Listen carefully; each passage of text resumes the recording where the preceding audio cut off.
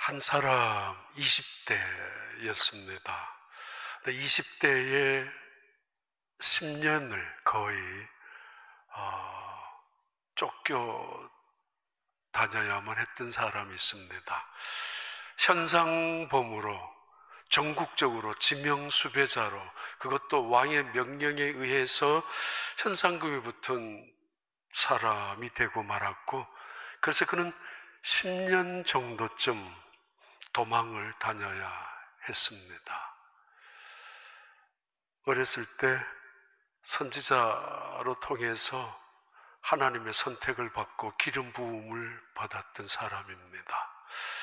기름 부음을 받고 그는 궁정에 들어가서 궁정 음유 시인처럼 음유 음악가가 되고 왕의 심기를 편안하게 해주는 그런 음악가로 연주를 했었습니다. 어느 날 나라가 위기에 빠졌을 때 전장터에 나가서 그 장군을 때려 부수고 사실 나라를 건져낸 국민의 영웅이기도 합니다. 그분이 다윗입니다. 근데 어느 날 그는 현상범이 되고 말았고 전국적으로 지명수배자가 되어서 도망 다녀야만 했습니다. 한두 번은 이 사람 저 사람이 불쌍해서 그를 도와주기도 하고, 가끔은 그가 하나님의 사람인가라고 생각하고 그를 숨겨주기도 했지만 시간이 지나면서 숨겨진 사람들이 해를 당하고 그에게 도움이 된 사람들을 죽여버리는 사울 왕을 바라보면서 누구도 이제는 그를 가까이조차 하지 않으려고 했었습니다. 그러던 그가 어느 날 전장터에서 돌아왔는데 자기가 살고 있었던 시글락이라는 그 기지가 잿더미가 되고 말았습니다. 그 이야기를 오늘 말씀드리려고 하는 다윗의 열전 두 번째, 그의 피난 생활, 도망자의 생활 중에 마지막쯤에 일어난 사건입니다. 우리나라 조선시대 특히 임금으로부터 대단히 미움을 받은 세자 또는 왕자들이 있었습니다. 그 중에 하나가 선조 임금의 미움을, 또 시기를 받았던 왕자가 있었는데 그 왕자가 광해군이었고, 어쩔 수 없이 선조 임금이 죽어가면서 그 전쟁 임진왜란 때문에 광해군은 세자로 책봉이 되었고, 세자로 책봉되었던 광해군은 임진왜란 때 많은 전공을 세우게 됩니다. 아버지인 선조는 피난길에 의주까지 여차하면은 중국 땅에 넘어가고 가려는 그 국경지대에 가서 피신하고 있었던 그때 광해군은 임진왜란 당시 오랜 시간 전장터를 누비고 있었던 사람입니다. 결국 어쩔 수 없이 그 광해군이 세자여서 이제 왕의 자리에 즉위를 했는데 그것을 참 시기를 많이 했죠. 아버지 그 선조 임금이 좀 옹졸하나 아니면 치졸할 만큼 또 한 명의 왕이 있었는데 우리나라 조선시대에 인조 임금입니다. 그때는 병자호란이 일어났었죠. 그런데 이 병자호란 때 중국에 끌려갔던, 청나라에 끌려갔던 소현세자가 있는데, 이 소현세자가 7년 만에 되돌아왔을 때 그 아버지 임금이 그 소현세자를 너무도 미워합니다. 시기합니다. 여러 가지로 오해하기도 해서 결국은 그 세자는 얼마 후에 죽고 맙니다. 누가 죽였는지 모르지만 하여튼 그 아버지가 아들을, 그런데 이 다윗은 자기 아버지는 아닙니다만은 한편으로는 장인이죠. 사울에 의해서 시기를 당하고 사울에 의해서 쫓기는 이 다윗, 어느 날 전장터에서 돌아왔을 때 자기의 가족들이 다 붙잡혀가고 그들과 함께 있었던 600명의 가족들도 하나도 남김없이, 자녀들도 다 붙잡혀 가고 말았고, 그 지금까지 살고 있었던 그 땅이 잿더미가 되고 말았습니다. 그때 일어난 본문의 사건인데 그 전에 잠깐 거슬러 올라가야 합니다. 왜 이런 일이 일어났는가? 어떻게 이런 잿더미를, 이런 폐허가 된 그 시글락 땅에서 마지막 하나님은 무엇을 가르쳐 주려고 다윗에게 이런 고난을 허락하시고 계시는가 살펴봐야 됩니다. 먼저 그 이유를 사무엘상 27장 1절의 시작입니다. 다윗이 그 마음에 생각하기를 내가 후일에는 사울의 손에 붙잡히리니 블레셋 사람들의 땅으로 피하여 들어가는 것이 좋으리로다. 사울이 이스라엘 온 영토 내에서 다시 나를 찾다가 단념하리니 내가 그의 손에서 벗어나리라 하고. 다윗이 생각합니다. 이제 이스라엘 땅에서는 더 이상 피할 곳이 없다고. 많은 광야에서 또는 여러 동굴에서 들판에서 생활했었던 이 다윗, 끊임없이 도망을 쳐야 됐던 다윗은 어느 날 이제는 이 땅에 숨을 곳도 피할 곳도 없으니까 블레셋 땅으로 가야 되겠다라고 마음먹었고, 그는 그 생각이 성경 말씀대로 또 베스트 웨이라고 생각하고 결단했습니다. 그때 그에게는 600명이라는 백성들이 함께 그와 동행하고 있었습니다. 그러니까 적어도 600명이나 되는 식구들과 함께, 아니 그 가족들 합치면은 1000명 이상이나 되는 가족들을 데리고, 백성들을 데리고 집단 망명을 블레셋 땅에 시도한 것입니다. 내가 이 땅에 계속 있으면은 사울의 손에 죽을 수도 있다라고, 아니 죽게 되고 말 것이라고, 그의 실수 판단입니다. 자신의 미래를 왜 자기가 결정하고 판단합니까? 자기의 미래를, 아니 어떻게 자기 생각이 옳다라고 예측하고 있습니까? 나는 이 땅에서 만약에 그대로 있는다면 죽게 될 것이라고, 사울의 손이 나를 죽게 하게 될 것이라고, 죽이고 말 것이라고 자기 스스로가 예단하고 예측하고 미래를 판단하고야 말았습니다. 그래서 그는 블레셋 땅으로 집단 망명으로 결정하고 블레셋 땅의 가드 왕이었던 아기스에게 맹세합니다. 충성을 서약합니다. 그리고 그의 한심을 사기 위하여 끊임없이 전리품을 다른 나라에 가서 뺏어와서 갖다 바칩니다. 한심을 얻기 위하여, 신임을 받기 위해서. 그때마다 전리품을 이렇게 말합니다. 아기스 왕에게, 왕이여, 이것은 이스라엘 민족의 것입니다.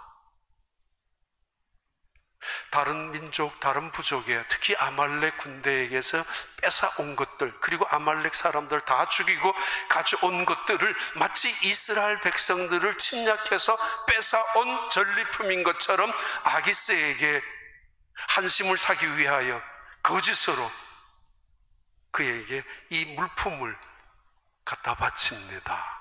그때마다 아기스는 이 다윗의 마음을 점점 믿어갑니다. 야, 자기 나라를 쳐서 자기 민족을 죽이고 이 물건을 뺏어와서 나에게 갖다 줄 정도라면 이제 다윗은 믿을 수 있다라고. 그래서 이 아기스 왕은 다윗에게 한 땅을 나눠줍니다. 그 땅이 시글락이라고 합니다. 요즘은 지글락이라고 하기도 하는 이 시글락 그 땅, 남쪽에 29개나 되는 많은 도성 중에서 한 땅을 이 블레셋 왕 아기스는 너가 이 땅에서 살으라고, 그만큼 신임했기 때문에, 그만큼 충성을 맹세하고 있는 다윗을 보고 그 땅을 나눠준 것입니다. 다윗은 생각합니다. 내 깨가 옳다라고, 맞다라고, 내 생각이 잘된 생각이었다고, 정말 그가 생각했듯이 the best thing이라고, 이것이 내가 살기 위해서는, 내 목숨을 부지하고 저들을 지켜주기 위해서는 당연히 이럴 수밖에 없다라고 생각하면서 1년 4개월을 보내오고 있습니다. 다윗, 그의 순수함은 점점점 정치꾼들이 가지고 있는 술수로 무장되어져 갔고, 그의 어렸을 때부터 갖고 있었던 신실함과 정직함은 거짓에 또 다른 거짓을 만들어 나가는 그런 이상한 사람으로 변질되어 가고 있었습니다. 그러면서도 그런 이 거짓된 안전에 쏟고 있었고, 거짓된 평화에 자부심을 갖고 있었고, 그리고 사람들에게 인정받고 있었던 그때 일어난 사건들입니다. 사무엘상 22장 1절부터 2절 봐요. 그러므로 다윗이 그곳을 떠나 아둘람 굴로 도망하매 그의 형제와 아버지의 온 집이 듣고 그리로 내려가서 그에게 이르렀고, 환난당한 모든 자와 빚진 모든 자와 마음이 원통한 자가 다 그에게로 모였고, 그는 그들의 우두머리가 되었는데 그와 함께한 자가 400명 가량이었더라. 처음에 홀로 도망다녔던 다윗, 근데 어느 날부터 아버지, 그의 형들까지 쫓아옵니다. 사실은 아버지도 다윗을 우습게 여겼죠. 막내라고, 형들보다 못났다고. 형들도 이 다윗 정말 멸시조차 경멸조차 할 수밖에 없는 그런 다윗에게 어쩔 수 없이 사울의 눈을 피해서 도망와서 다윗에게 함께 살고 있었는데, 환난당한 자, 빚을 져서 갚지 못하고 쫓겨다니는 사람, 원통한 자, 억울한 자, 불쌍한 자, 그런 사람들이 400명이 아둘람 동굴에 모이기 시작했었고, 얼마 후에 그들은 다시 600명으로 늘어나기 시작합니다. 이때 사무엘상 22장 5절에 이렇게 말씀합니다. 선지자 갓이 다윗에게 이르되 너는 이 요새에 있지 말고 떠나 유다 땅으로 들어가라. 다윗이 떠나 헤레스풀에 이르니라. 그가 이 400명을 이끌고 블레셋 땅 남부 지역에 요새라고 믿고 있는 그때에 갓이라는 선지자가 쫓아와서 말합니다. 여기 있으면 안 됩니다. 당신은 여기 있으면 안 됩니다. 이 땅은 이스라엘 땅이 아니고, 이 땅은 하나님이 약속하신 땅이 아니라 이방인의 땅이고, 이 땅은 우상을 섬기는 자들의 땅입니다. Do not stay here. Leave here. 여기 떠나라. 여기 있으면 안 된다고. 그랬던 하나님의 말씀이 있었고, 그랬던 하나님의 지켜주심이 있었는데, 그는 이 땅을 멀리하고, 아니 이 땅에 머물다가 또 다른 땅, 또 다른 블레셋 땅에 점점 또 들어갔던 것입니다. 작은 타협이 큰 타협으로 이루어졌고, 잠깐이라는 시간이 더 큰 시간으로 이어지게 됩니다. 어떻게 생각하면은 다윗이 살아갈 수 있는 방법은 블레셋 아기스 왕과 동맹하는 것일 수밖에 없다라고 생각할 수 있습니다. 그러나 성경에서는 그것을 잘못이라고, 죄라고 말하고 있습니다. 그는 그 선택을 할 때 한 번도 하나님과 의논하고 기도하지 아니하고, 사무엘상 22장부터 30장 본문에 이르기까지 그는 하나님 앞에 물어본 적도 없었습니다. 그 깨를 의지하고 그의 생각을 통해서 이루어지는 일들을 바라보면서 그는 여유가 있었던, 바로 그는 그의 자신의 힘을 의지하면서 블레셋 왕에게, 아기스 왕에게 충성을 비굴할 정도로 맹세하면서 살아가는 것이 괜찮다라고 이야기할 수도 있습니다. 그렇게 생각하고 있었던 다윗이었습니다. 어쩔 수 없지 않느냐라고. 그러나 성경은 언제나 끊임없이 말합니다.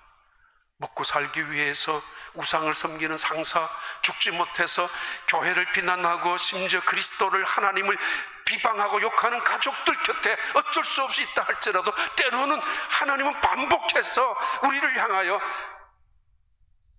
저항하라고, 그 자리가 아니라고 때로는 섬뜩한 만큼 깨우쳐 줄 때가 있습니다. 그러나 다윗은 그 시간을 버티기로 작정하고 그 시간에 안전에 쏟고 있습니다. 하나님은 왜 이렇게 다윗을 외롭게 하고 힘들게 하고 고통스럽게 할까? 그래서 어느 순간부터는 다윗은 이 정도면 됐다라고, 이제는 내가 알아서 한다고 자신을 붙잡고 나아갈 수도 있었을 것입니다. 그 유명한 케르케고르라는 사람은 우리가 죽음에 이르는 병이 절망이라고 합니다. 그 절망 중에서 한 가지인 절망, 내가 내 스스로가 되려고 고집하는 반항적인 절망이라고 말합니다. 변하고 싶은데 하나님을 의지해서 새로워지고 싶어야 하는데, 하나님을 통해서 내가 뭔가 새로운 하나님의 백성이 되어야 되는데, 그러나 그것을 무시한 채로 나는 내가 되어야 된다라고 스스로 고집하며 내가 가지고 있는 재능과 재간이나 재주 따위를 의지하면서 반항적으로 자기를 붙잡으려고 하는 것, 그것이 죽음에 이르는 절망적인, 반항적인 절망이라고 지적하기도 합니다. 무서운 절망이죠. 결국은 자기에게 쏘가버리는 것을 의미하기 때문입니다. 다윗이 그런 지금 절망의 늪으로 빠져들고 있습니다. 이것은 아닌데라고 처음에는 생각했을 것입니다. 이 길은 아니다라고 생각했을 것입니다. 그러나 우깁니다. 괜찮을 거라고. 그러면서 시간이 지나면서 점점 안정이 되고 점점 정착이 되면서 이것도 괜찮겠구나 라는 생각으로 마음을 붙잡고 있습니다. 언젠가는 이 길을 걸어가다가는 올 곳이 오고야 말 것이라는 위험스러운 길이었지만은, 그러나 그는 어느 순간 점점 거짓에 쏘가가면서 안전이라는 이름 속에 기만을 당하면서 점점 적에 깊이 빠지고야 말았습니다. 유명한 선수들이 훈련 시간에 유명하지 않은 다른 선수들과 함께 훈련받는 게 때로는 자존심 상할 때도 있을 것입니다. 굉장히 탁월한 능력과 우수한 실력을 가진 선수들일수록 그렇지 못한 다른 선수들과 동일하게 훈련을 받는다는 게 때로는 자존심이 허락하지 않을 때가 있습니다. 그래서 10바퀴 돌으라고 하면은 5바퀴만 돌면서 끝내버릴 수도 있고, 이 일을 하라고, 훈련하라고 하면은 안 하고 집으로 갈 때도 있을 것입니다. 그러면서 속으로 생각합니다. 이건 내가 알아서 할 거야. 내가 나가서 이기면 되지. 내가 나가서 1등 하면 되지. 우리 팀을 이기게 만들 수 있으면 되지. 뭘 꼭 이런 걸 해야 되느냐라고. 어느 순간 다윗은 생각합니다. 10바퀴를 꼭 돌 필요가 뭐 있느냐고. 내가 알아서 할 수 있지 않느냐라고. 그러나 감독은 고집합니다. 10바퀴를 돌아야 된다고. 이유가 있기 때문에. 하나님은 굳이 고집합니다. 그의 훈련을, 그의 시련을 통해서 훈련을 시켜줘야 될 이유가 있기 때문입니다. 이 사건 이후에 다윗은 이제 왕궁으로 들어가서 사울 왕이 죽고 나서 왕의 자리에 올라가는데, 하나님은 이 다윗을 마지막 레슨을 하시고 싶은 겁니다. 그리고 다윗은 그 덫에 걸리고야 말았습니다. 그리고는 블레셋 땅에 들어가 있는 그때 27장 6절부터 7절이죠. 아기스가 그날의 시글락을 그에게 주었으므로 시글락이 오늘까지 유다 왕에게 속하니라. 다윗이 블레셋 사람들의 지방에 산 날수는 1년 4개월이었더라. 아기스 왕이 이제는 다윗을 믿을 수 있다라고 생각해서 그 시글락이란 땅을 주고 여기에서 살으라, 너희들 본거지로 삼으라고. 그러면서 1년 4개월이 지난 어느 때에 일어난 사건이죠. 성경은 이렇게 말합니다. 또 다윗도 우리에게 이렇게 체험적인 고백을 증언을 하고 있습니다. 시편 146편 3절부터 5절까지죠.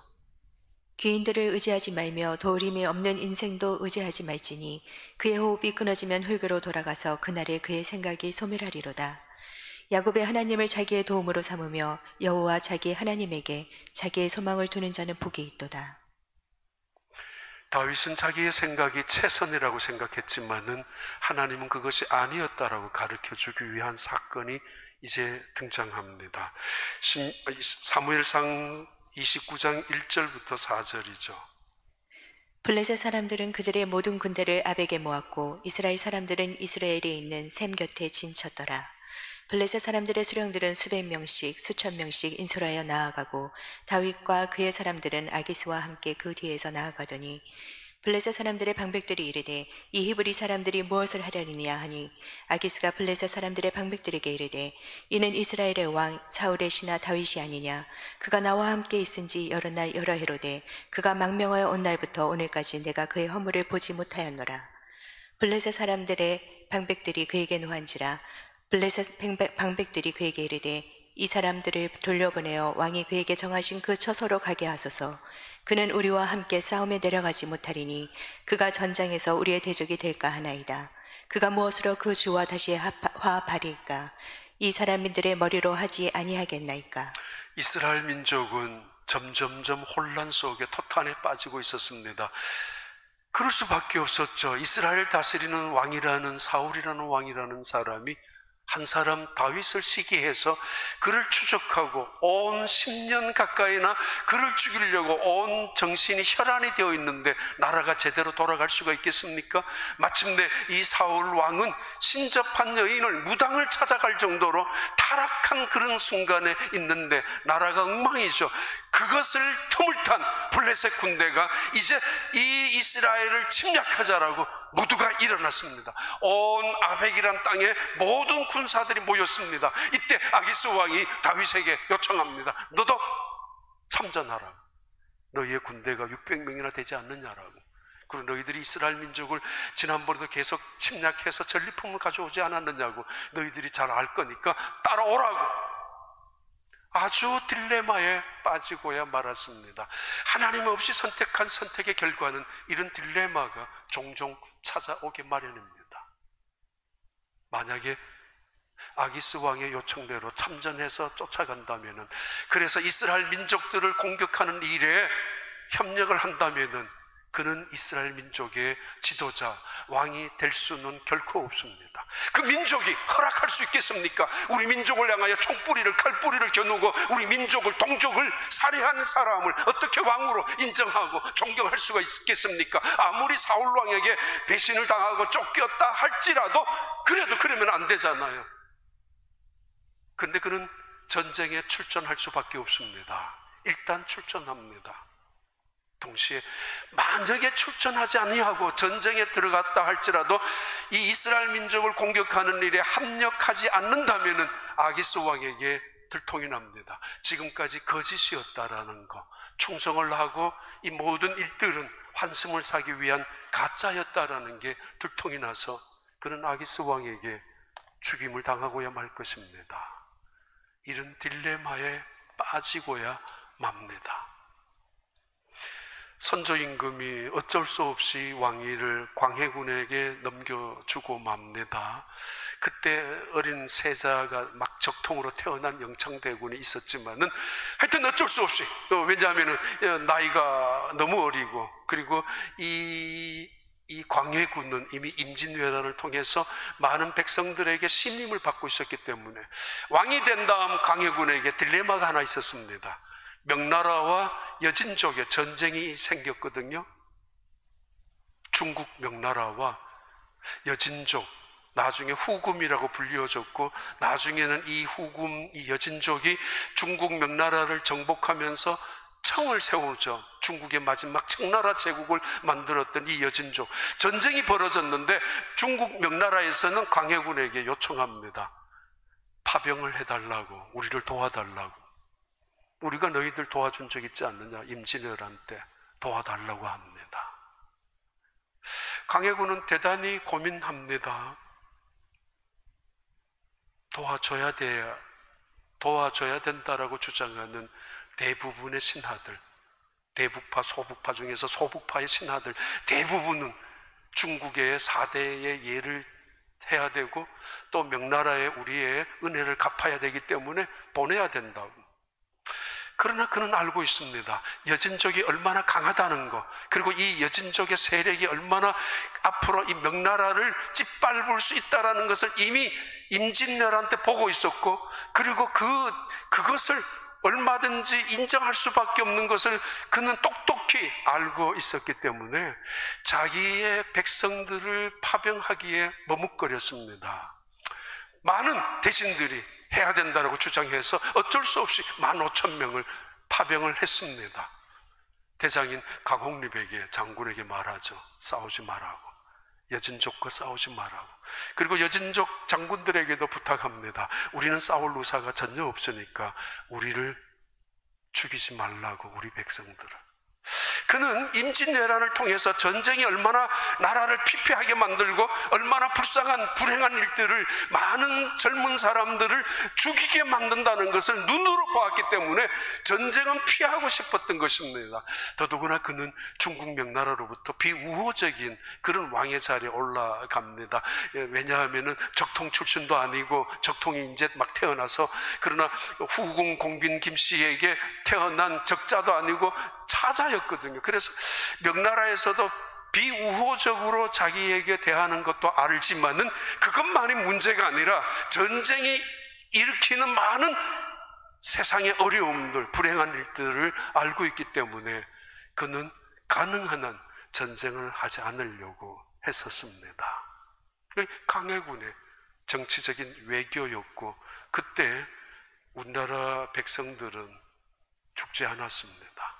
명나라는 이미 멸망 직전에 있는 나라였기 때문이고, 이 여진족은 명나라를 짓밟고 청나라 제국을 세웠지 않습니까?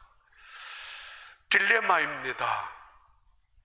민족을 쳐야 되느냐, 아니면은 아기스 왕에게 나는 칠 수 없다라고 배반하면서 돌아와야 되는가? 그때 블레셋 군대의 부하들, 참모들이 아기스 왕에게 이렇게 말합니다. 왕이여, 저 우리 뒤에 우리를 쫓아오고 있는 다윗이 누구인지 알지 않습니까? 알지. 지난 1년 4개월 동안 나에게 충성을 하고 그리고 입증시켜준 사람들이야. 내가 그들에게 시글락 땅을 준 일도 있다고. 왕이여, 저 사람이 누군지 다시 한번 알려드리겠습니다. 얼마 전에 골리앗이라는 우리나라의 대단한 그 장군을 죽인 사람 아닙니까? 저 다윗입니다.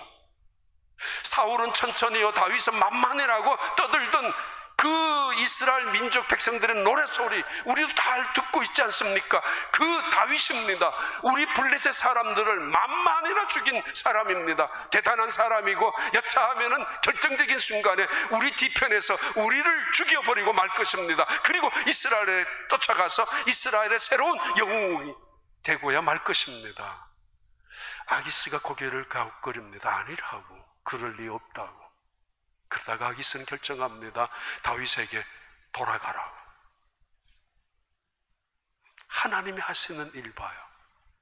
하나님이 기름 부어 세워놓고 왕이 되도록 하나님의 주권 속에서 지키기로 언약을 맺었던 약속하신 하나님이라면은, 그가 비록 때로는 최선이라고 했지만 최악의 선택을 했다 할지라도 하나님이 지켜주시는 방법 봐요. 그리고 그들은 결국 3일 만에 못 이기는 척하고 다윗은 그 전장터에서 뒤로 나와서 시글락으로 돌아왔습니다. 이때 바로 하나님이 그를 레슨하시고 싶어하는 현장이 목격이 됩니다. 오늘 본문입니다. 사무엘상 30장 1절부터 4절까지의 말씀입니다. 다윗과 그의 사람들이 사흘 만에 시글락에 이른 때에 아멜렉 사람들이 이미 네겝과 시글락을 침노하였는데, 그들이 시글락을 쳐서 불사르고 거기에 있는 젊거나 늙은 여인들은 한 사람도 죽이지 아니하고 다 사로잡아 끌고 자기 길을 갔더라. 다윗과 그의 사람들이 성읍에 이르러 본즉 성읍이 불탔고 자기들의 아내와 자녀들이 살이 잡혔는지라. 다윗과 그와 함께한 한 백성이 울 기력이 없도록 소리를 높여 울었더라. 3일 만에 돌아왔을 때는 정말 놀라운 하나님의 은혜에 감사했을 것입니다. 그런데 돌아오자마자 목격한 현장은 불타서 연기만 올라가고 잿더미가 되고 말았습니다. 아무것도 남은 것이 없습니다. 그들은 통곡하기 시작합니다. 그리고 또 통곡합니다. 그리고 또 통곡합니다.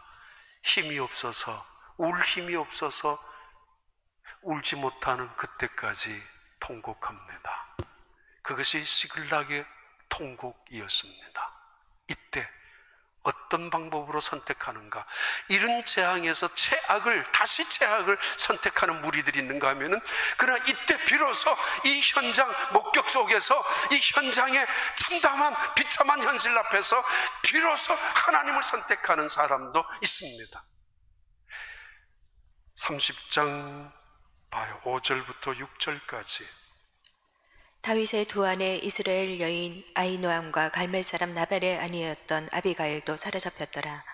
백성들이 자녀들 때문에 마음이 슬퍼서 다윗을 돌로 치자 하니 다윗이 크게 다급하였으나 그의 하나님 여호와를 힘입고 용기를 얻었더라. 중요한 단어들이 나타납니다. 그의 군사들, 다윗의 군사들, 그의 백성들, 다윗의 백성들 600명에서 1000명, 2000명이 될런지 모르겠습니다. 가족들과 함께 지금까지 동고동락했던 그의 군사들은 그를 죽이려고 합니다. 재난, 재앙, 위기, 그 참담한 현실 속에서 그들은 최악을 선택하면서 다윗을 죽이려고 돌을 들고야 말았습니다. 죽이려고 말해요. 그들이 누구예요? 환난을 당한 자였고 빚을 져서 갈 데가 없는 자들이었고 불쌍하고 추방당한 사람들이었고 억울하고 원통한 사람들이었습니다. 그들이 누구예요? 그런 그들을 다윗이 품어주고 그들을 먹여주고 지켜준 하나님의 백성들, 하나님과 함께한 사람들이었습니다. 그런데 정작 그의 군대, 그의 사람들이 다윗을 죽이려고 돌을 들었습니다. 그때 그의 하나님은 그를 살리기로 작정합니다. 하나님 왜 나를 힘들게 합니까? 나를 언제까지 이렇게 고통을 줘야 합니까? 내 언제까지 이 바퀴 훈련을 돌아야 합니까? 언제까지 왕이 된다고 기름 발라준 적은 언제이면서 아니 10년이 되도록 왜 내게 이런 시련을, 왜 이렇게 외롭게, 왜 이렇게 힘들게만 고난을 주십니까? 언제까지입니까? 아, 하나님 나를 왜 죽이려고 합니까? 이제 사울이 나를 곧 죽이고 있지 않습니까? 라고 했었는데 정작 그의 하나님, 그 하나님은 그를 살리려고 늘 지켜주고 있었습니다. 그의 사람들은 그를 죽이려고 하고 있을 그때 말이에요. 성경은 이렇게 기록하고 있죠. 다윗의 두 아내 아히노함과 아비가일, 미갈은 이미 사울 왕에 의해서 다른 남자에게 결혼을 다시 가버렸지만은 아히노함과 아비가일은 남겨둔 채로 있었는데 이 두 여인을 붙잡혀 인질로 잡혀갔습니다. 그리고 많은 자녀들이 잡혀갔습니다. 많은 백성들의 아내 때문에 우는 게 아니고 자식들 때문에 울고 있었다라는 이야기죠. 이 상황에 최선을 택하는 사람이 있었는데 다윗입니다. 끔찍한 현실이죠. 비참한 현실이죠. 그리고 책임 추궁을 당하고 있는 입장입니다. 왜 출전했느냐라고, 아니 여기에 보초도 세우지 아니하고 그랬느냐라고, 왜 가끔씩 아말렉 사람들을 못살게 굴었느냐고, 우리가 벌을 받았다고 다윗이 책임지라고. 그래서 다윗을 향하여 돌을 들고 죽이려고 달려들었던 그들에게 한마디도 못합니다. 맞으니까 책임 추궁을 당할 수밖에 없었습니다. 그리고 지금까지 자신의 꾀가 안전하다고, 자기의 생각이, 정치적인 수완이 이 백성들을 지키고 있었다라고 믿었는데 어느 순간 지금 드러난 현장 앞에서 자기의 깨는, 자기의 그 정치적인 수완은 아무것도 아닌 것이 드러나고야 말았습니다. 그래서 그때는 정신을 차립니다. 그리고 그 순간에 힘을 넣습니다. He found the strength in the Lord, his God. 하나님 안에 그는 힘을 얻고 용기를 얻습니다. 이 재난, 재앙, 위기, 이 실패의 잿더미, 아무것도 남지 않는 철저히 비참한 자격서, 그 자리 앞에서 어떤 사람들은 다른 사람을 죽이려고, 복수하려고 그 원수를 쫓아가면서 칼 하나 들고 쫓아가는데 다윗은 하나님을 찾았습니다. 그리고 자신의 목사인 아비아달을 부르고 어떻게 해야 될 것인지를 묻고 기도합니다. 몇 년 만에 하나님을 향한 기도였고 몇 년 만에 하나님을 향하는 돌아섬입니다. 하나님 어떻게 합니까? 비로소 하나님을 바라보기 시작합니다. 그를 향하여 돌을 들고 있는 수많은 사람들, 600명이나 되는 군인들, 당신들이 어떻게 나에게 그럴 수 있느냐라고. 나를 믿고 죽어도 충성하겠다고 맹세까지 한 사람, 그 사람이, 늘 함께였던 그 사람이 떠나가는, 그것도 비난하면서 온갖 욕을 다 쏟아내면서 내가 그를 어떻게 도와주었는데, 사랑하고 용서하고 품어주었는데, 아니 그가 나를 향하여 침을 뱉고 돌을 들고 있지. 어떻게 너가 이럴 수가 있느냐라고. 그런 그들을 바라보면서 하나님은 다윗에게 마지막 레슨을 시키고 있습니다. 그럴 수 있다고. 지나가는 사람이 부딪혔다고 아니 당신이 어떻게 내게 이럴 수 있느냐라고 말하지 않습니다. 전혀 낯선 사람이 내 발을 밟았다고 아니 내가 당신에게 이렇게 해줬는데 왜 내게 이렇게 하느냐라고 원망하지도 않습니다. 가까이 있었던 그 사람, 품어주었던 그 사람, 충성을 맹세했던 그 사람, 그들이 돌을 들고 있습니다. 이제 너가 왕궁으로 들어가게 되면 수많은 일들을 경험하게 될 것이고 수많은 사람들을 만나게 될 것이고 수많은 경우가 너에게 닥칠 것이라고 그것을 보고 훈련시키고 있죠. 하나님을 찾기 위해서 만나기 위해서 교회에 왔습니다. 그런데 하나님이 계시지를 않았습니다. 그럴 수 있습니다. 교회를 가고 싶어서 교회를 왔습니다. 그런데 정작 그곳은 교회가 아니었습니다. 그럴 수 있습니다. 그리스도인이라고 믿고 따라왔고 그리스도인이라고 믿고 다 맡겼는데 알고 보니 그리스도인이 아니었습니다. 그럴 수 있습니다. 환난을 당한 자, 빚덩어리에 올라있는 사람, 억울한 사람, 원통한 사람 다 함께 공동체로서 사랑하고 위로하고 격려했고 그리고 영적인 신앙의 공동체로서 그래도 때로는 하나님 앞에 예배도 드린 적이 있었을 그들이었지만은 막상 그들에게 손에는 돌이 들려져 있습니다. 그럴 수 있습니다. 나만 믿으라고, 나만 믿고 따라와야 돼.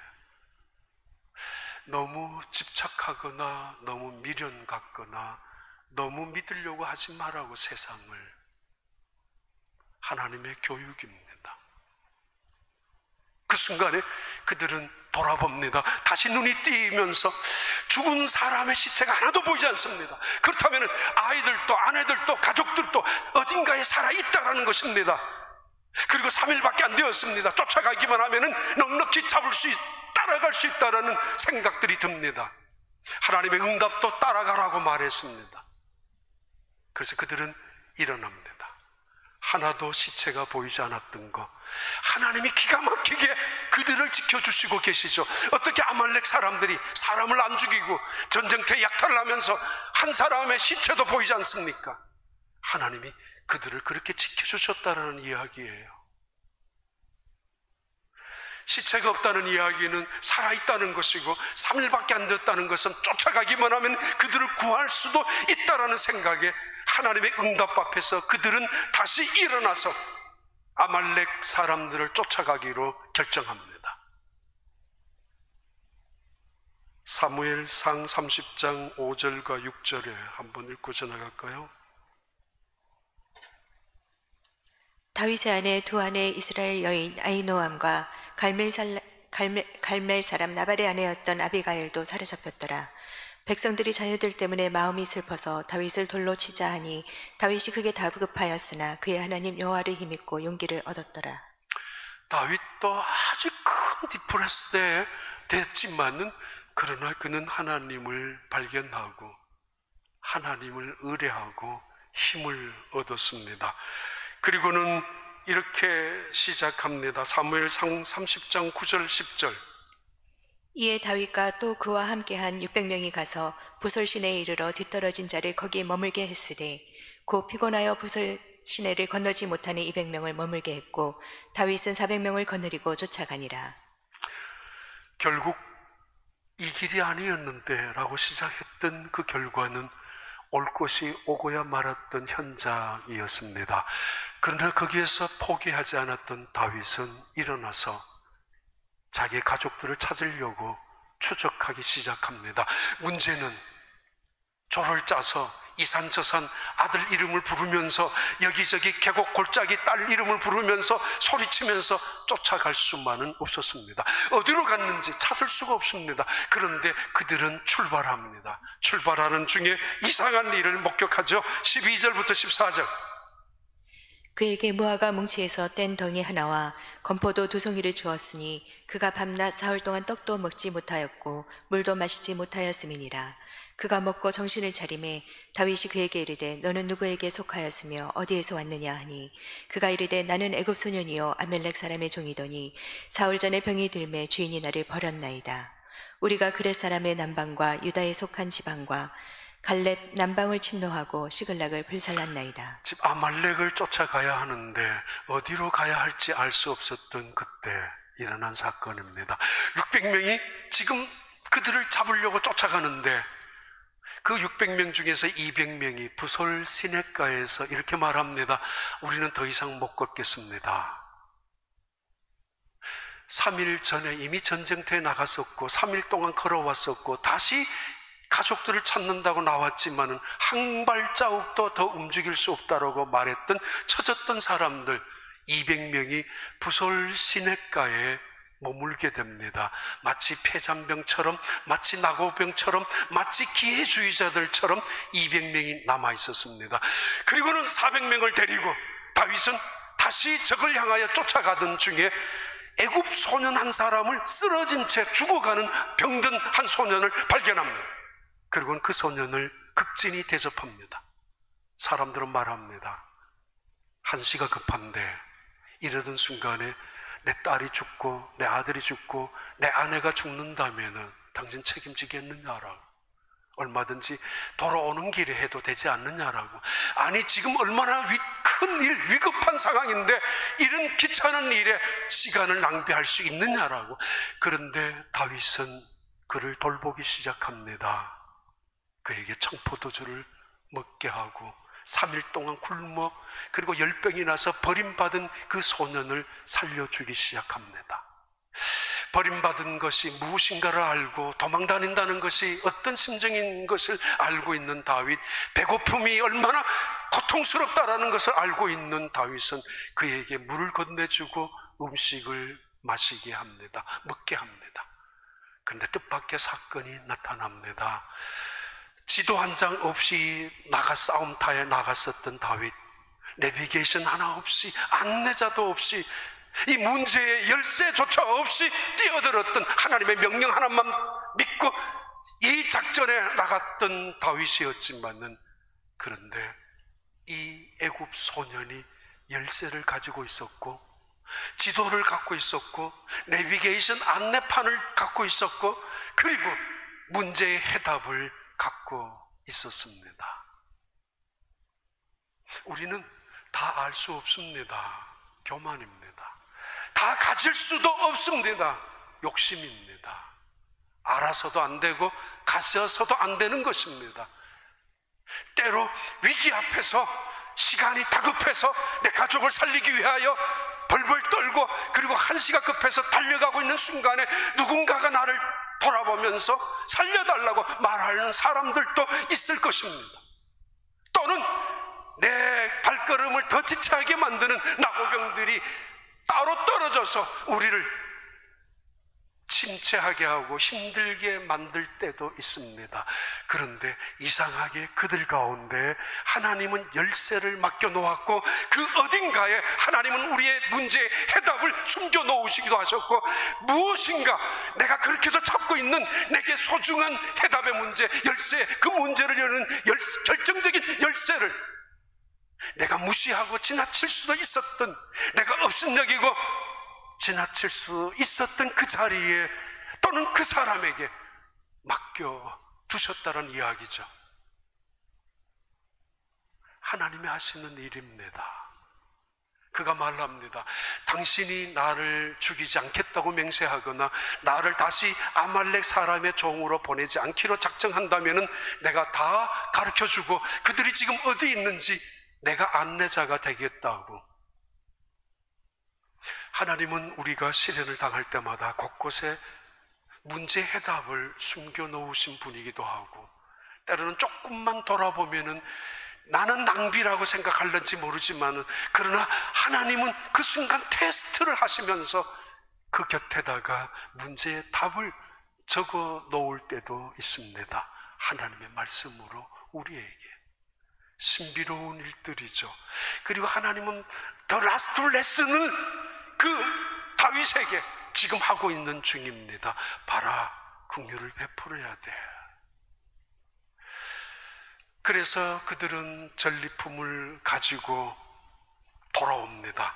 그들이 도착했을 때 아말렉 사람들은 잔치를 벌이고 있었고, 그리고 광란의 파티를 벌이고 있었죠. 당연하죠. 남의 나라에 기습을 해가지고 허점을 찌르면서 모든 것을 탈취해 왔으니까, 어린 나이에서부터 그리고 여자들 가족들까지 모조리 다 인질로 잡아왔으니까 다윗이 이야기합니다. 기다리라. 더 먹을 때까지 기다리라고. 더 취할 때까지 기다리라고. 그래서 새벽녘에 그들이 잠들었을 때, 일어나기도 힘들 때, 일어나기도 힘들 만큼 먹고 취해 있을 때 다윗의 군대 400명은 그들을 덮쳤고 그들에게 있었던 모든 전리품들을 갖고 왔습니다. 가족들은 물론이고, 그 전리품만 아니라 소떼와 양떼까지 다 갖고 왔습니다. 그래서 온 백성들이 제설람 다비드, 제설람 다비드라고 외치고 있습니다. 다윗의 전리품이라고, 위대한 다윗의 전리품이라고 가지고 오다가 부셀 시내가에 도착합니다. 부설 시내 낙오자들이 모여있는 200명, 부설 시내 지쳐버려 있는 사람들, 어쩌면은 기다리고 있는 가족을 애타게 찾고 있는 사람들, 부설 시내에 왔습니다. 부설 시내에 낙오자처럼 있었던 200명은 자기의 가족들을 바라보고 힘을 얻고 기쁨의 춤을 추기 시작합니다. 그런데 누군가가 소리칩니다. 이 다윗의 전리품, 이거는 저들에게 나누면 안 된다고. 성경은 이렇게 말합니다. 그들이 악한 자들이고 그들은 불량배라고. 교회가 왜 이래? 그럴 수 있다는 거죠. 그리스도인이 어떻게 이럴 수가 있느냐라고. 그럴 수 있다는 이야기입니다. 사무엘상 30장 22절부터 24절까지 봐요. 다윗과 함께 갔던 자들 가운데 악한 자와 불량배들이 다 이르되 그들이 우리와 함께 가지 아니하였은즉 우리가 도로 찾은 물건은 무엇이든지 그들에게 주지 말고 각자의 처자만 데리고 떠나가게 하라 하는지라. 다윗이 이르되 나의 형제들아, 여호와께서 우리를 보호하시고 우리를 치러 온 그 군대를 우리 손에 넘기셨은즉 그가 우리에게 주신 것을 너희가 이같이 못하리라.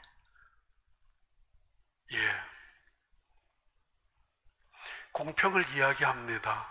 맞습니다. 그들은 싸우지 않았습니다. 그러면 전리품은 싸운 사람들에게만 나누어져야 합니다. 정의를 말합니다. 그들은 기회주의자입니다. 그들에게까지 이 전리품을 나눠준다는 건 불공정한 것이고 정의를 이루는 것은 아닐 것입니다. 그런데 성경은 이렇게 주장하는 그들을 이렇게 말합니다. 그들은 악한 자라고, 그들은 불량배라고, 비루한 자들이라고, 그들은 동네의 건달들이라고. 전쟁터에 나갔던 다윗의 사람들 중에 얼마를 그렇게 지적하고 있습니다. 너무한 거 아니에요, 성경? 그런데 우리에게, 그리고 다윗에게 여전히 레슨을 하고 있습니다. 그럴 수 있다고. 그런데 다윗이 선언합니다. 여러분, 우리가 전쟁터에 나가서 이번에 이겼습니다. 누구 때문에 이겼습니까? 애굽 소년 때문에 이겼습니다. 어떻게 애굽 소년을 만났습니까? 하나님의 은혜입니다. 우리의 칼에 솜씨로 그들을 싸워서 이긴 것이 아니라 하나님의 은혜입니다. 그렇다면 그 은혜로 얻은 이 전리품, 저들에게도 나눠주는 것이 공평입니다. 당연합니다. 함께 나누어야 합니다. 그게 부설 시내에서 일어난 놀라운 은혜였고 축제였고, 부설이라는 이름, 찬물이 흘러가는 샘물이 있는 곳 부설, 또는 기쁨과 잔치가 일어나는 자리 부설, 그것은 마치 교회이기도 하고 복음이기도 하고 예수 그리스도를 통해서 하나님의 은혜가 모든 사람들에게 넘쳐나는 장소이기도 합니다. 유진 피터슨이라는 목사님의 글 가운데 나옵니다. 자기 자신에게 가끔 카드를 보내는, 편지를 보내는 한 성도님이 늘 끝에다가 이렇게 적었다고 합니다. 부설 시내가에 있는 사랑하는 친구 누구누구가, 목사님에게 편지를 그렇게 보냈다고 합니다. 부설 시내가에. 어쩌면은 이 코로나 바이러스로 인해서 집에 머물고 있는 분들이 부설 시내가에 머물고 계시는지 몰라요. 아니면 이 자리가 어떻게든지 나왔지만은 여기가 어쩌면 부설 시내일 수도 있습니다. 하나님의 은혜로 살아가는 입장에서 지친 자들, 병든 자들, 혹은 기다릴 수밖에 없는 연약한 자리에 있는 사람들, 내 가족을 눈이 빠지게 기다리고 있는 사람들, 부설 시내에 머물러 있는 그들에게 나타난 하나님의 은혜, 다윗은 선포합니다. 모두가 함께 나누자. 그 은혜와 그 축복이 이 자리에 늘 넘쳐나고, 그 넘쳐나는 그 은혜와 축복을 이 세상에 나누어 주는 하나님의 공동체가 될 수 있기를 바랍니다.